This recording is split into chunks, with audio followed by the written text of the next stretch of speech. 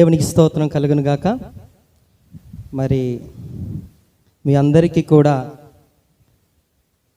Good Friday శుభాకాంక్షలు తెలియజేస్తున్నాను.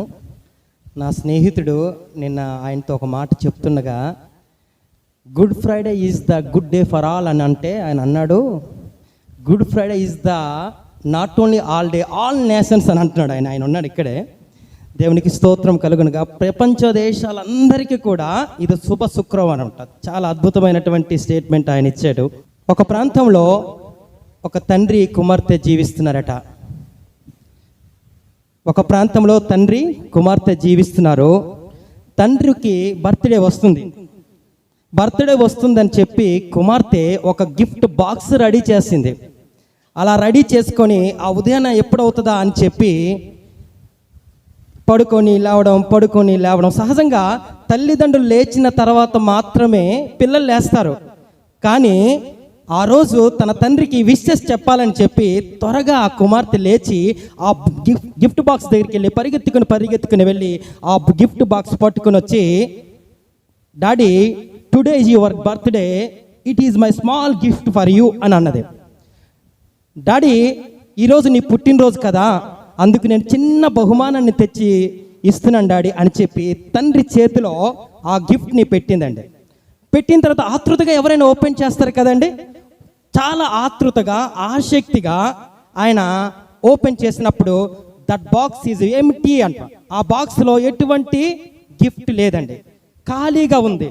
అది చూసినటువంటి తండ్రి కుమార్తె మీద కోపంతో, ఎవరికైనా గిఫ్ట్ ఇచ్చేటప్పుడు ఆ గిఫ్ట్లో చిన్నదో పెద్దదో పెడతారు కదమ్మా, నువ్వెందుకు ఇలాంటివి చేసావు అని కోపంతో అడిగాడు.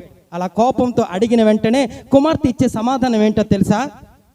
డాడీ, ఈ ప్రపంచంలో నువ్వు చూపించినటువంటి ప్రేమకు బదులుగా ఏ వస్తువు కూడా సరితోదని చెప్పి ఆ బాక్స్లో డాడీ నువ్వు చూపించినటువంటి ప్రేమకు బదులుగా నా ప్రేమ పెట్టి ఆ బాక్స్లో పెట్టాను daddy. That box is not empty, that is full of my love daddy అని చెప్పిన వెంటనే, డాడీ నువ్వు నాకు చూపించినటువంటి ఆ రెస్పాన్సిబిలిటీకి బదులుగా డాడీ నేను ఏదైనా పెట్టవచ్చు, నువ్వు అప్పుడప్పుడు 5 రూపాయలు 10 రూపాయలు ఇస్తావు కదా డాడీ, అది కొనేసి నేను ఒక పెన్ను లేకపోతే పెన్సిల్ పెట్టొచ్చు, కానీ అది పెట్టాలని నేను అనిపించలేదు డాడీ. కానీ ఆ బాక్స్లో నా ప్రేమను పెట్టాను డాడీ. చూడు డాడీ, ఆ బాక్స్లో ఖాళీ కాదు డాడీ, నా ప్రేమ అంతా ఉంది డాడీ, నా లవ్ అంతా అక్కడ ఉంది డాడీ అంటే తండ్రి చాలా ఈజీగా ఆమె చెప్పినటువంటి ఆన్సర్కి సాటిస్ఫై అవ్వలేదండి. ఆ బాక్స్ అని పడేసి వెళ్ళిపోయాడు. వెళ్ళిపోయిన తర్వాత కొద్ది రోజుల తర్వాత, పిల్లలందరూ వినండి, కొద్ది రోజులు అయిన తర్వాత ఆ పాపకి జ్వరం వస్తుంది. ఈ స్టోరీ నేను ఒక దగ్గర విన్నాను, అది మీకు చెప్తున్నాను. ఆ పాపకి జ్వరం వస్తుంది. డాక్టర్స్ దగ్గరికి జ్వరం వచ్చిన డోలో 650 వేస్తాం కదండి, ఏమైనా ట్యాబ్లెట్లు వేస్తాం కదా, కానీ వేసిన ఆ జ్వరం తీవ్రత తగ్గలేదు. జ్వరం తగ్గపోను తన ఫ్రెండ్ డాక్టర్ అనమాట, ఆ డాక్టర్ దగ్గరికి వెళ్తాడు. వెళ్ళినప్పుడు మీ పాపకి ఎప్పుడైనా సరే ఏవైనా టెస్టులు చేశారా అని అడిగితే, లేదు సార్ అంటే ఫ్రెండ్ కదా, లేదండి చేయలేదు అని అంటారనమాట. అయితే టెస్టులన్నీ కూడా చేసిన తర్వాత టెస్ట్ రిపోర్ట్ వస్తుంది. ఫోన్ చేస్తాడు, తండ్రికి ఫోన్ చేస్తాడు డాక్టర్ ఫోన్ చేసి ఏమంటాడో తెలుసా? My dear friend, I have sad news for you. నా స్నేహితుడా, నీకు విచారకరమైనటువంటి విషయం నా దగ్గర రిపోర్ట్లో వచ్చింది. అదేంటంటే your daughter is suffering from leukaemia, blood క్యాన్సర్తో బాధపడుతుంది. మీ పాప ఒకరోజు బక్క చిక్కిపోయి చనిపోతుంది. అలానే ఆ పాప కొద్ది రోజులకి చనిపోతుంది. చనిపోయిన తర్వాత బరియల్స్ చేస్తారు కదండి, బరియల్స్ చేసిన తర్వాత ఆ సమాధి నుంచి తండ్రి పరిగెట్టుకొని వస్తాడు. ఏంటంటే ఎందుకో తెలుసా? తన కుమార్తె ఇచ్చినటువంటి ఆ బాక్స్ గుర్తొస్తుంది. కొన్ని సంవత్సరాల ఆ బాక్స్ ఎక్కడో ఒక మూల పడేస్తుంటాం కదా గిఫ్ట్ బాక్స్లో, అలాగా ఆ బాక్స్ని మూల పడేసినట్టండి. పడిన తర్వాత ఆ బాక్స్ ఓపెన్ చేస్తున్నప్పుడు పరిగెత్తుకొని సమాధి నుంచి వచ్చి ఇంటి దగ్గర అంతా ఆ బాక్స్ అంతా కూడా చెల్లా చెదురైపోయి అంత దుమ్ము ధూళితుంటే ఆ దుమ్మంతా ధూళంతా తుడిచేసి అది ఓపెన్ చేస్తున్నప్పుడు తన కుమార్తె చెప్పినటువంటి మాట, డాడీ ఈ బాక్స్ ఖాళీ బాక్స్ కాదు డాడీ, గుర్తు చేసుకుంటున్నాడు. డాడీ ఈ బాక్స్లో నా ప్రేమ ఉంది డాడీ, ఈ బాక్స్లో నేను ఏదైనా పెట్టొచ్చు డాడీ, కానీ నేను నువ్వు చూపించిన ప్రేమకు బదులుగా నా ప్రేమంతా పెట్టాను డాడీ అని చెప్పినప్పుడు తండ్రి కళ్ళలో బాధ, కన్నీరు, ముఖమంతా ఎర్రబారిపోతుంది. చాలామంది పిల్లలకి తండ్రి యొక్క విలువ, పిల్లలు వినాలి, తండ్రి యొక్క విలువ ఆయన ఉన్నప్పుడు తెలియదండి. తల్లి యొక్క విలువ తల్లి ఉన్నప్పుడు తెలియదండి. అన్న యొక్క విలువ తండ్రి చనిపోయిన తర్వాత అన్న కుటుంబానికి గైడ్ చేస్తున్నప్పుడు అద్భుతంగా గైడ్ చేస్తారండి. తండ్రి లేనప్పుడు అన్న చాలా చక్కగా గైడ్ చేస్తుంటాడు. అన్న విలువ తెలియదు అప్పుడు. అందులో అందరూ వాక్యం చెప్తున్నప్పుడు ఆ ప్రేమ ఎప్పుడు తెలుస్తుందో తెలిసిందండి, వాళ్ళు పోయిన తర్వాత తెలుస్తుంది. తల్లిదండ్రులు బ్రతుకున్నప్పుడే వారిని మనం ప్రేమించాలి. ఆ ప్రేమము, ఈ మాట నేను ఎందుకు చెప్పిన తెలుసా ఈ story? Cross is not empty. Cross is full of love with Jesus Christ. ఆ ప్రేమమూర్తి, ఆ ప్రేమమయుడైనటువంటి దేవుడు పలుకుతున్నటువంటి అద్భుతమైన మాట, ఇట్ ఈజ్ ఫినిష్, సమాప్తమైనది. ఆ మాట పలికినప్పుడండి రోమా సైన్యము ప్రజలట జీసస్ క్రైస్ట్ ఫినిష్ అయిపోయాడు అనుకున్నారండి. జీసస్ ఐ యామ్ ఫినిష్ అనలేదు, ఇట్ ఈజ్ ఫినిష్ అన్నాడు. నేను ఫినిష్ అవ్వలేదయ్యా. రోమా సైన్యానికి తెలియదు, ప్రవక్తలు ప్రవచించినటువంటి ప్రవచనాలు నెరవేర్చని గ్రహించలేదు. వాళ్ళు గ్రహించక వాళ్ళు అంటున్నారు, నీకు అవకాశం ఉంటే నువ్వు దేవుడివైతే నువ్వు ఒకసారి దిగిరా అంటారు, హేళన చేస్తారు. అయితే అక్కడ పలుకుతున్నటువంటి మాట, 6వ మాట, ఇట్ ఈజ్ ఫినిష్. యేసు ప్రభు వారు పలికినటువంటి 6వ మాట ఏదో బాధతోనో నీరసంగానో దుఃఖంతోనో పలికినటువంటి మాట కాదండి అది. ఇట్ ఈజ్ విజయోత్సవం, విజయధ్వని, ఆనందధ్వని. ఇశ్రాయేలు ప్రజలకట యెహెజ్కేలు చదువుతున్నప్పుడు ఆ ఆనంద ధ్వని వినిపించలేదట, శ్రమల ధ్వని, పాపానికి ప్రాయశ్చితం అది. కానీ ఇక్కడ యేసు ప్రభు వారు ఆయన విజయోత్సవముతో, విజయధ్వనితో, ఆనంద ధ్వనితో పలుకుతున్నటువంటి అద్భుతమైన మాట, ఇట్ ఈజ్ ఫినిష్, సమాప్తమైపోయిందట. ప్రసంగిలో 7వ అధ్యాయం 8వ వచనంలో ఏముంటుందంటే, మీరు చూడొద్దండి, నేను చకచక చెప్పుకొని వెళ్ళిపోతాను. ఏముంటుందంటే, కార్యారంభము కంటే కార్యాంతము మేలు అంటారు. మనకి తెలుసు బాగా. నాకు ఇష్టమైనటువంటి క్రికెటర్ వినోద్ కాంబ్లే కోసం మీరు యూట్యూబ్లో చూసుంటారు. నేను యూట్యూబ్లో చూడకుండా ముందు ఆయన ఒక మాట చెప్తున్నాను. నాకు ఆయనట సచిన్ టెండూల్కర్తోనట కలిసి అట వరల్డ్ రికార్డ్ సృష్టించారండి. ఆయన ఓపెనింగ్ బ్యాట్స్మెన్. ఆయన ఎంట్రీ అద్భుతంగా ఉంది, కానీ యొక్క ఎగ్జిట్ ఎలాగుందంటే చాలా దారుణంగా ఉంది. ఈ మధ్యకాలంలో ఆయన వ్యసనాక్రాంతుడైపోయాడు, వ్యసనానికి బానిస అయిపోయి తన క్రీడా జీవితాన్ని పాడు చేసుకున్నాడు. కార్య ఆరంభము కంటే ఆరంభ సూర్యులు, మనం కూడా ఆరంభ సూర్యులమే. నేనైతే ఎస్పెషల్లీ నేను చాలా బాగా ఆరంభంలో అద్భుతంగా ఉంటాను. అలా ఉండకూడదు, నా కోసం మీరు ప్రార్థన చేయండి.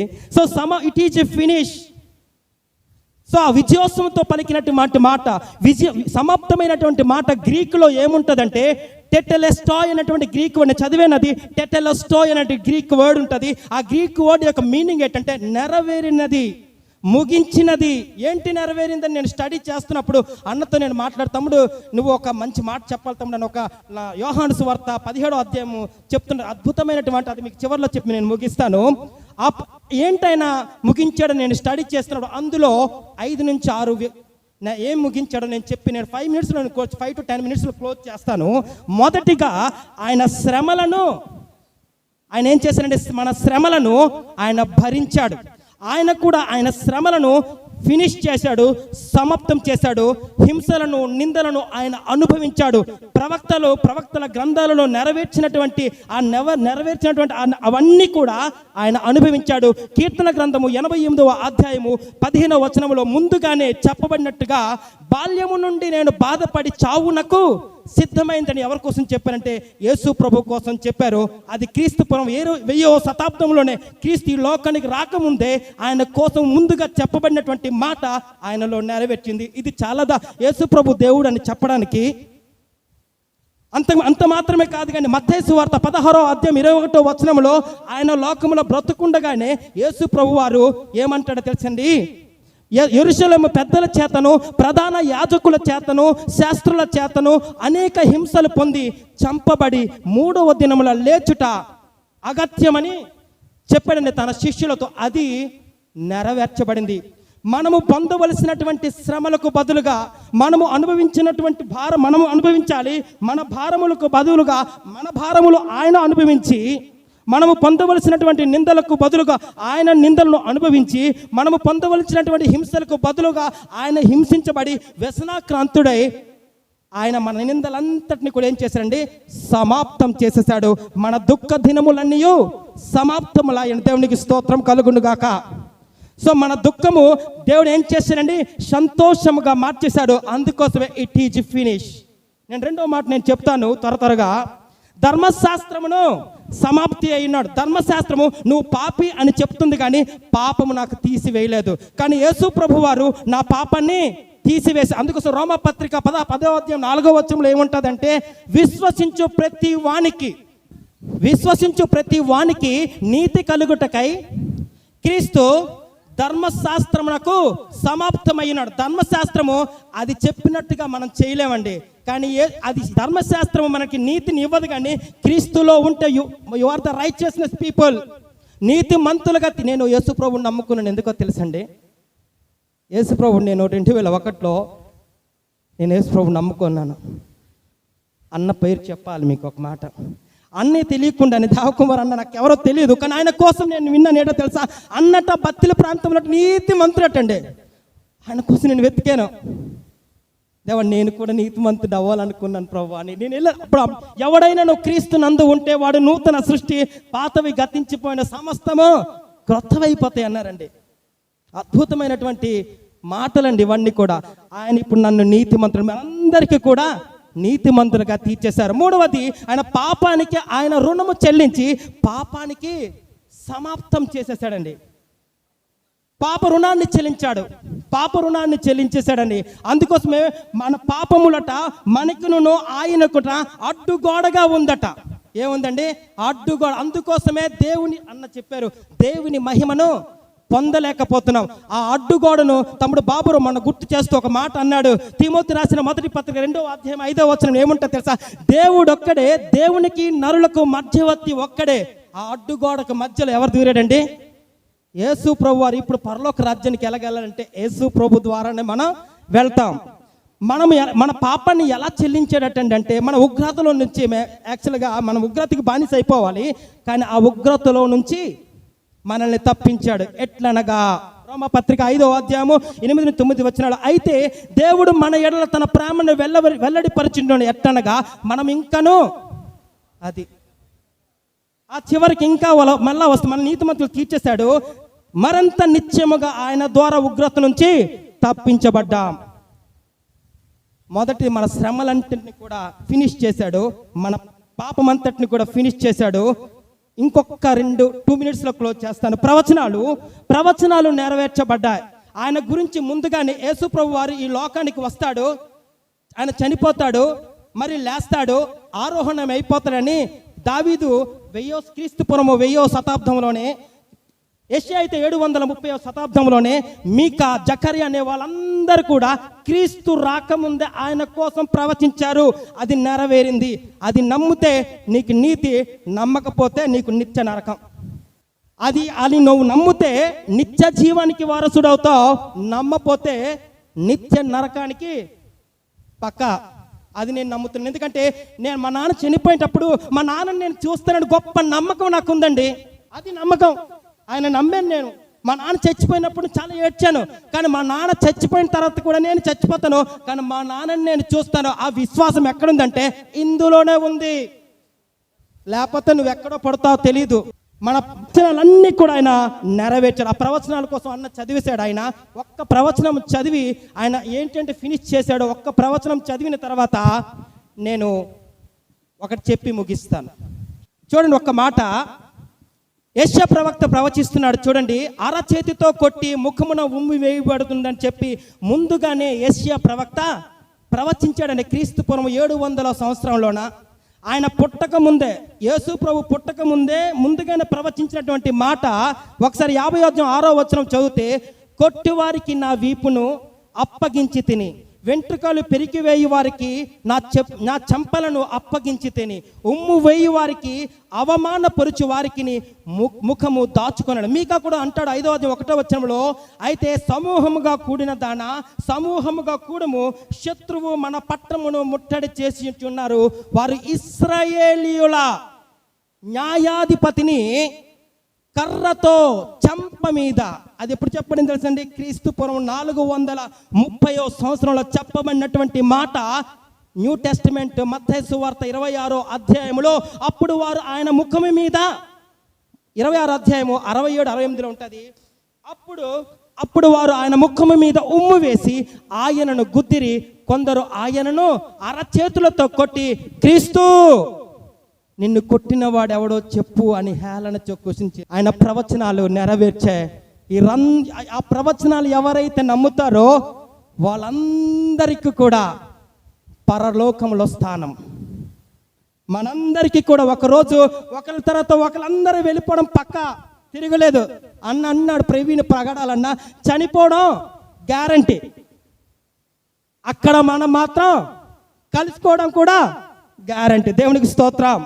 ఆ ప్రవచనాలు నెరవేర్చి అని మనం నమ్మాలి. నమ్మడమే కాదు ఆయన ఇంకొకటి నెరవేర్చాడు. ఏంటంటే తండ్రి అప్పగించినటువంటి, చివరి మాట, తండ్రి అప్పగించినటువంటి పనిని పూర్తి చేశాడు. ఏంటి తండ్రి ఆయనకు అప్పగించిన పని ఏంటి అనంటే, తండ్రి అయిన దేవుడు కుమారుడికి ఒక బాధ్యత అప్పచెప్పాడు. ఏంటంటే నా రాజ్యం కోసం నువ్వు వెళ్ళి ప్రకటించాలి సువార్త. నువ్వు దేవుని రాజ్యం కోసం ప్రకటించాలి. అంత మాత్రమే కాదు, నా స్వహస్తాలతో తయారు చేసినటువంటి నిర్మించినటువంటి మానవుడు పాపము చేత అపరాధముల చేత చచ్చిపోయి నిత్య నరకానికి వెళ్ళిన వాళ్ళని నువ్వు ప్రాణము పెట్టి నువ్వు రక్షించాలి. సిలువలో నువ్వు రక్తం కార్చాలి. అది టాస్క్. ఆ టాస్క్ జీసస్ క్రైస్ట్ ఫినిష్ చేశాడు. ఆ టాస్క్లో ఉండి యెరూషలేము పట్టణములో పస్కా పండుగ ప్రతి ఏటా జరుగుతుంటేనట, ఆయనట దేవాలయపు బోధకుల మధ్యట దేవుని గురించినటువంటి ప్రశ్నలు తన చెప్పండి ఎన్నో సంవత్సరం? 12 అంటే 5వ తరగతి అప్పుడట. 12 సంవత్సరాలు అప్పుడట యేసు ప్రభు కోసం క్వశ్చన్లు వేస్తున్నాడట. 12 సంవత్సరాలు అప్పుడు గోళీకలు ఆడుకుంటున్నాను. 12 సంవత్సరాలు అప్పుడు నేను క్రికెటర్ అయిపోవాలనుకున్నాను.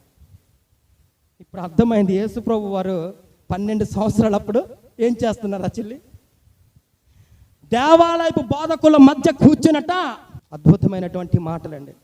ఆయన ఇంకేం పూర్తి చేశాడో తెలుసండి. యోహాను సువార్త 10:11 నేను గొర్రెలకు మంచి కాపరిని, మంచి కాపరి గొర్రెల కొరకు ఇట్ ఈజ్ ఫినిష్. మన పాపము కోసం ఆయన ఫినిష్ అయిపోయి. యోహాను సువార్త 10వ పైన చూడండి, దొంగతనమును హత్యను నాశనమును చేయుటకు వచ్చును కానీ మరి దేనికి రాడు, గొర్రెలకు జీవము కలుగుటకు ఆయన అది సమృద్ధిగా కలుగుటకు నేను వచ్చి తినని. మనకి జీవాన్ని ఇవ్వడానికి, నిత్య జీవాన్ని ఇవ్వడానికి ఆయన వచ్చి ఏం చేశారండి? జక్కయితో అంటాడు. జక్కయితో ఏమంటాడు తెలుసా? నశించిన దాన్ని వెతికి రక్షించడానికి మనిషి కుమారుడు మనల్ని రక్షించడానికి వచ్చాడు. మనకు రక్షించేశాడు, ఆ ఉగ్రతల నుంచి తప్పించేశాడు. చివరిగా ఒక్క మాట యోహాను సువార్త అందరూ ఒకసారి చదువుదాం. 17వ అధ్యాయము. ఆ మాట నేను రాసుకోలేదు. సురేంద్ర అన్న ఈ మాట ఒకసారి చదివించా తమ్ముడు అన్న. నేను చదివినప్పుడు చాలా అద్భుతం అనిపించింది. 4వ వచనం చూడ 17 4వ వచనం చూడండి. 4 చూడండి. చేయుటకు నువ్వు నాకు ఇచ్చిన పని సంపూర్ణంగా నెరవేర్చి భూమి మీద నిన్ను మహిమ పరిచితిని. గెత్సెమనే తోటలో చేస్తున్నటువంటి అద్భుతమైనటువంటి ప్రార్థన ఏమంటున్నాడంటే, చేయుటకు నువ్వు నాకు ఇచ్చిన పనిని సంపూర్ణంగా నెరవేర్చుటకు భూమి మీద నేను నిన్ను, అదండి దేవా, నేను నిన్ను మహిమపరచలేకపోతున్నా ప్రభా. చాలా ఈ మాట చదువుతున్నప్పుడు మాటలు 100 ఆడొచ్చు, బ్రతకడం కావాలండి. మహిమపరచడం అంటే గట్టిగా కేకలేసి నేను చెప్పడం కాదు. బిహేవియర్లో చేంజెస్ రావాలి, క్యారెక్టర్లో చేంజెస్ రావాలి, మన చూపులో చేంజెస్ రావాలి, మన థింకింగ్లో చేంజెస్ రావాలి. అప్పుడు దేవుడు మహిమపరచబడతాడు. ఈ వాక్యాన్ని మన జీవితంలో ఎలా అప్లై చేసుకుంటాం? అందుకోసమే యేసు ప్రభు వారు ఒక ఉపమానం చెప్తారు, తలంతుల కోసం ఉపమానం. దాసుల్ని పిలుచుకొని దేశాంతరం వెళ్ళిపోయినప్పుడు ఒకడికి 5 తలంతులు, ఇంకొకటికి 2 తలంతులు, ఇంకొకటికి 1 తలంతు. 5 తలంతులు కాదు వాళ్ళని పిలిచి, నువ్వు 5 తలంతులు ఇస్తే నువ్వు 5 తలంతులు సంపాదించుకున్నావు అని పిలిచి, చూడండి 25వ అధ్యాయము 21వ వచనం చదవండి. ఆ యజమానుడు అతనితో అంటున్నాడు, బలా నమ్మకమైన మంచి దాసుడా, నీవు కొంచెములో నమ్మకముగా, కొంచెములో మనకి ప్రథమ స్థానం ఇస్తేనే నమ్మకంగా ఉంటామండి కదా. ఫస్ట్ ప్రయారిటీ ఇస్తే ఎవరైనా నమ్మకంగా ఉంటారు. చిన్న ప్రయారిటీలు ఎవరికి నచ్చావు. నేను కూడా అలాంటి ప్రయారిటీ కావాలి. కానీ ఆ ప్రయారిటీ ఆ వ్యక్తితో అంటున్నాడు, ప్రభువా కొంచెములో నువ్వు నమ్మకంగా ఉంటివి కాబట్టి. అద్భుతం కదా, థ్యాంక్ యూ సో మచ్. ఈ మాట గుర్తు చేస్తున్నాడు. ప్రభు నేను పెద్దగా అంటే నమ్మకం ఉంటాను ప్రభు అనుకుంటున్నాను నేను ఆ మనసులో. అప్పుడే కొంచెములో నమ్మకముగా ఉంటివి కనుక నిన్ను అనేకమైన వాటి మీద అది మనకు కూడా ఏదైనా రెస్పాన్సిబిలిటీ ఇచ్చినప్పుడు యేసు ప్రభు వారు అప్పగించిన పనిని నమ్మకంగా సమాప్తం చేశాడు.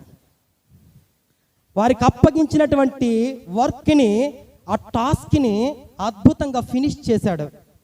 మన సంఘంలో కూడా నాకు తెలిసి అందరికీ ఒక్కొక్కరికి ఒక్కొక్క టాస్క్ ఉందండి. అది చిన్నదనుకోకండి, పెద్దదనుకోకండి. ఆ 5 తలంతులు తీసుకున్న వ్యక్తికి ఏమన్నాడండి, బలా నమ్మకమైన మంచి దాసుడా, నువ్వు కొంచెములో నమ్మకంగా ఉంటివి కాక నీకు అనేక వాటి మీద నీకు లీడర్గా ఉంచుతానంటున్నాడు. మనమందరం కూడా ఈరోజు దేవుడు మనకు అప్పగించినటువంటి ఆ యొక్క టాస్క్ ఏదైతే ఉందో, ఏదైతే మనకి బాధ్యతలు, ఏదైతే రెస్పాన్సిబిలిటీలు దేవుడు ఇచ్చాడో, సంఘ పెద్దలుగా పాస్టర్ గారు ఏదైనా ఇవ్వచ్చు, వాటిని నమ్మకంగా చేయడానికి మనం ప్రయత్నం చేద్దాం. ఎందుకంటే ఒకవేళ అలా ఉండకపోతట ఆ ఒక్క దేనారం తీసుకున్న వ్యక్తి దగ్గర నుంచి మళ్ళీ తీసుకొని 5 తలంతుల వాడికి ఇచ్చేస్తాడు. నాకు భయం వేసింది, ప్రభువా నా దగ్గర 1 తలంతే ఉంది, ఆ తలంత పోతే పక్క వాళ్ళకి ఎవరికి అడుక్కోవాలి. నేను నవ్వు వస్తున్నా, నాకు చాలా బాధతో చెప్తున్నాను, నా తలంతు పోయే కూడా కొన్నిసార్లు. బలా నమ్మకమైన మంచి దాసుడా. కాబట్టి ఈ సంఘంలో ఎవరైతే మంచి మంచి తలాంతులు ఉన్నాయో మీరందరూ కూడా, మనమందరం కూడా మంచి నమ్మకమైన దాసుడా ఉండడానికి ఉండే విధంగా మనమందరం ప్రార్థన చేసుకొని ప్రయత్నం చేద్దాం. దేవుడి మాటలు మన విడికిలో దీవించును గాక. Thank you.